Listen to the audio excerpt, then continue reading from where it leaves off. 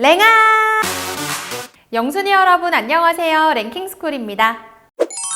이제는 우리의 일상생활에서 뗄래야 뗄 수 없는 음악들. 지금은 인터넷이 워낙 발달해 외국의 노래들도 쉽게 접할 수 있게 됐죠. 하지만 외국의 노래를 접하기 힘들었던 예전에는 남몰래 외국 노래를 표절해 우리나라 노래인 것처럼 발표한 가수들도 있었다고 하는데요. 그런데 그 반대로 외국에서 대박난 곡이 우리나라 노래를 표절했다는 논란에 휩싸인 적도 있다는 사실 알고 계셨나요? 오늘은 알고 보니 빌보드 1위 원조였던 한국 노래 탑 3에 대해 알아볼게요. 3위 도시여 안녕.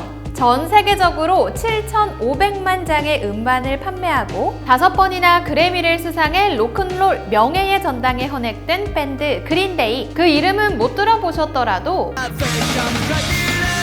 그들의 노래는 어디선가 한 번쯤은 들어보셨을 텐데요. 그들의 제2의 전성기를 이끌고 그래미에서 최고의 록 앨범상을 받은 앨범이 하나 있죠. 바로 7집 아메리칸 이디엇입니다. 이 앨범의 타이틀곡 아메리칸 이디엇은 펑크 리듬으로 우리를 들썩이게 하면서도 가사를 통해 사회에 대한 비판을 담고 있는 곡인데요. 수많은 미국인을 열광케 한 이 노래를 들은 한국인들은 귀를 의심할 수밖에 없었다고 합니다. 한국인들이 알고 있던 노래와 굉장히 비슷했기 때문이죠. 그 곡의 정체는 바로 조영남 씨의 도시여 안녕. 긴 말 필요 없죠. 한번 들어볼까요?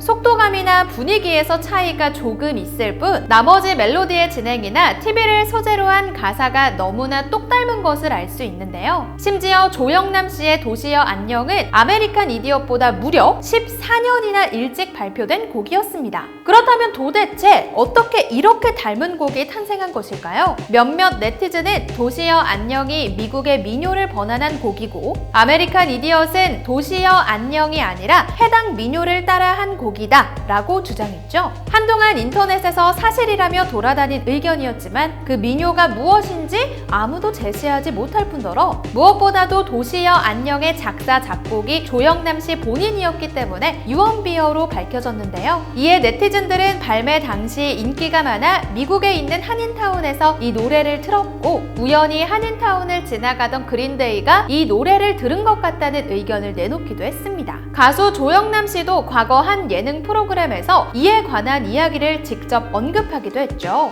후배 가수들이 도시여 안녕을 리메이크한 곡을 들은 조영남 씨는 외국의 한 밴드가 이 곡을 듣고 표절을 했었다. 나도 번안곡으로 데뷔했기 때문에 별 신경을 쓰지 않았다. 라며 쿨한 소감을 밝혔는데요. 본인이 괜찮다고 하니 문제될 것은 없겠지만 과연 진실은 무엇일지 너무 궁금하네요. 2위 시작되는 연인들을 위해 1994년 한국 가요계는 그야말로 별들의 전쟁이었죠. 아직도 많은 사람이 기억하고 사랑하는 가수들이 차트를 점령하던 시절이었는데요. 그때 혜성같이 등장한 한 남자가 있었습니다. 그의 이름은 이원진 씨. 시작되는 연인들을 위해 라는 곡을 가지고 차트 상위권을 장악하기 시작한 천재 뮤지션이었죠. 이후로도 수많은 가수가 리메이크하기도 할 만큼 많은 사랑을 받은 곡이었는데요. 그 곡이 얼마나 좋았는지 발매한 지 채 몇 달이 지나지 않아 아시아 전역에서 들려오기 시작했습니다.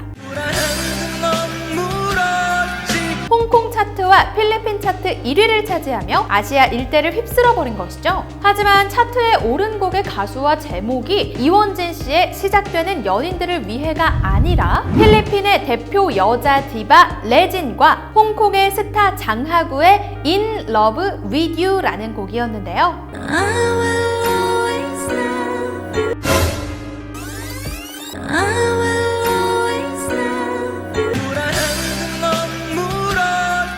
듣기만 해도 굉장히 비슷한 느낌인 것을 알 수 있죠. 하지만 여기서 끝이 아니었습니다. 2000년 미국 최고의 여성 디바 중에 한 명인 머라이어 캐리가 해당 곡과 너무나 비슷한 곡으로 빌보드 1위를 차지하면서 다시 한번 논란이 불거졌죠. 그 곡의 이름은 Thanks God I Found You 였는데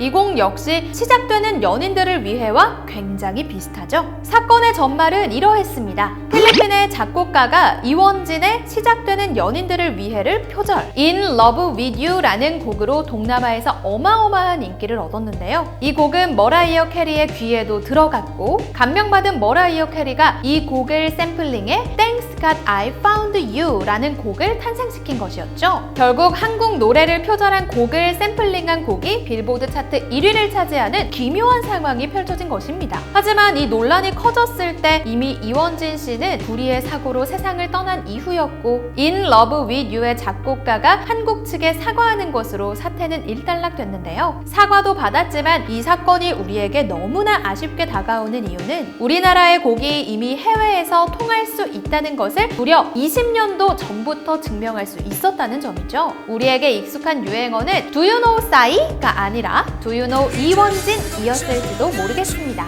1위 해뜰날. 2022년 새해가 밝으면서 다들 새로운 마음가짐으로 새해 다짐 다지셨나요? 코로나, 취업난 등 각종 어려움을 겪으면서 올해에는 반드시 성공한다는 다짐에 잘 어울리는 노래로 남녀노소 모두가 사랑하는 송대관 씨의 해뜰날이 있죠. 쨍하고 해뜰날 돌아온단다.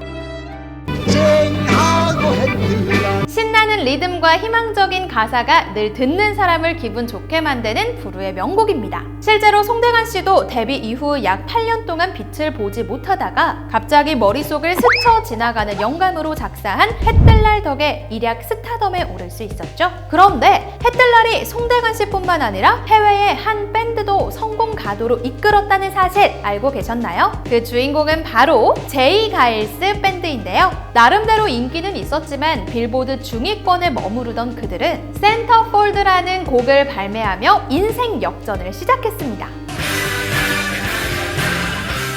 시작 부분을 듣자마자 바로 아! 이 노래! 싶으실 텐데요.